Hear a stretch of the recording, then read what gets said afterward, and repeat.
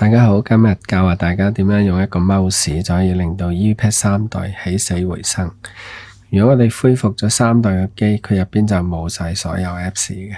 咁我哋點樣去裝翻呢？可以用遙控器啦，但係遙控器嘅操控就唔係咁方便。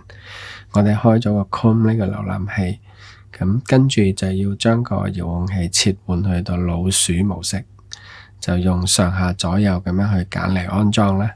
但係咁樣就唔係咁方便啦。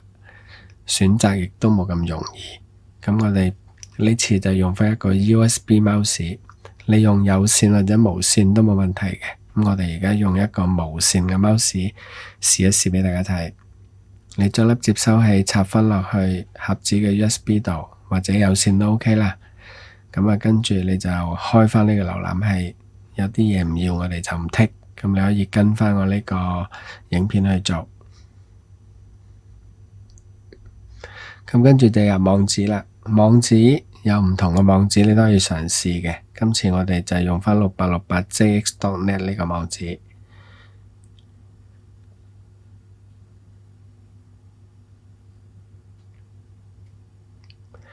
打完之後就開啟佢啦。咁你見到 Your connection is not perfect， 即係有啲唔安全，你要同意先得，唔同意裝唔到，跟指示做。好啦，你見到有12代啦、11代啦，跟住再拉落啲，就會見到有10代同埋6代。6代以下嘅機，我哋都係用金星影視 RH。記得你係點啲文字安裝嚇，點圖片係冇用嘅。有咩問你都全部同意，跟住安裝，再開啟，安裝。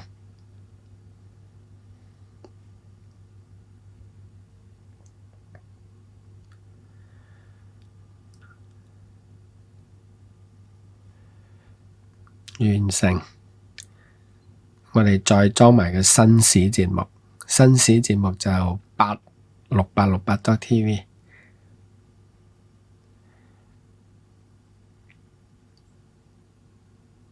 跟住開啟網頁，撳返 download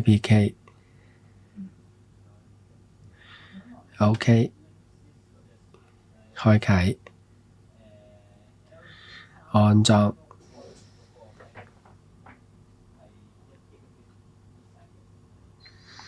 完成，咁就已經裝完噶啦。用 mouse 就係咁方便，如果你用個遙控器，你可能有排都撳唔到出嚟嘅。咁嚟到呢個 desktop 咧，我哋可以望一望呢兩個 apps 已經存在啦。